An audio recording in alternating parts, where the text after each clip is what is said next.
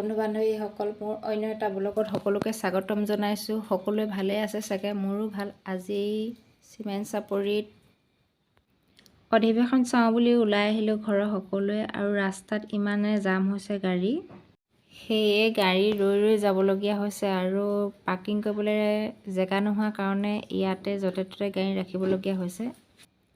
মই পাদেশী চাবলৈ আহিছোঁ, যিহেতু আপোনালোককো দেখাওঁ বুলি ব্লগ এটা বনালোঁ। মোৰ ভিডিঅ'টো শেষলৈকে চাব, লাইক আৰু শ্বেয়াৰ কৰিব। যিসকলে নতুনকৈ আহিছে তেখেতলোকে ছাবস্ক্ৰাইব কৰিব বুলি আশা থাকিল। ঠাণ্ডা বতৰ, তাৰ উপৰিও বৰষুণ পৰিছে। বৰষুণ নেওচি হ'লেও ভক্তসকল আগমন চলিছে। বহুত ভক্ত আহিছে আৰু গৈছে। আমি অলপ দূৰ পালেগৈ আৰু অধিৱেশনৰ ঠাই পামগৈ। আমি আহি এতিয়া অধিৱেশনৰ প্ৰথম গেট পালোহি। এয়া গেটৰ সন্মুখত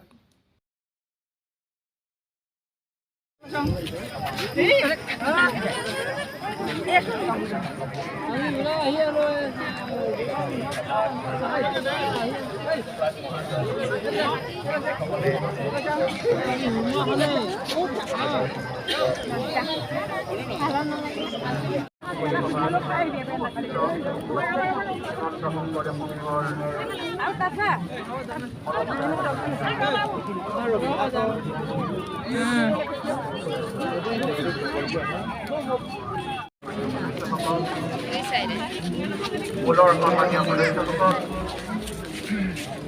দূৰ দূৰণিৰ পৰা অহা পৰাপাই বন্ধু এবং সেৱিকাসকল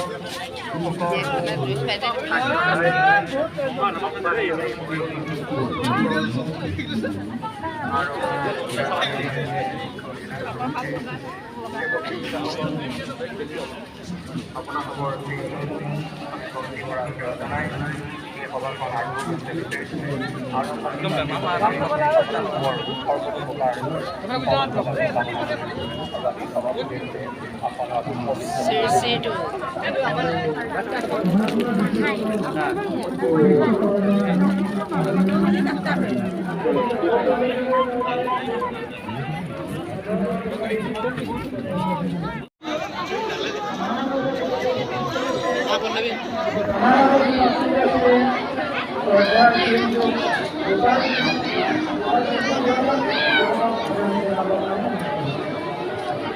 কি হলো হলাতে না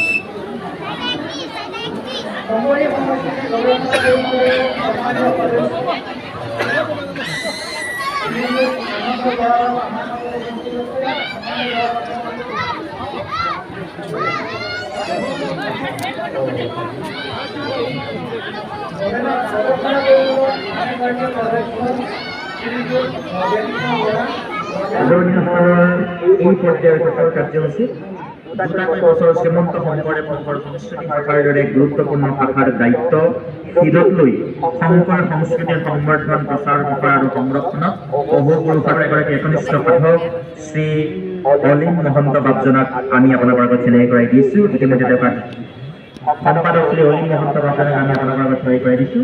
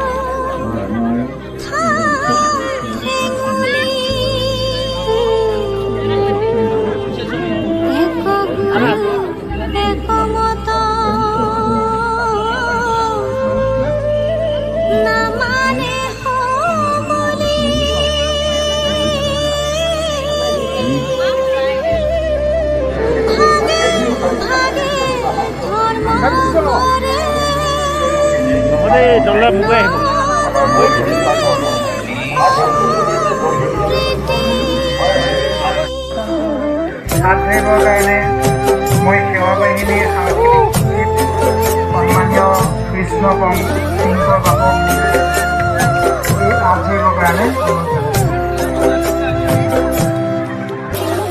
কৃষ্ণ। সন্মানীয় সভাপতি বা মঞ্চত উপস্থিত সুধী মণ্ডলী,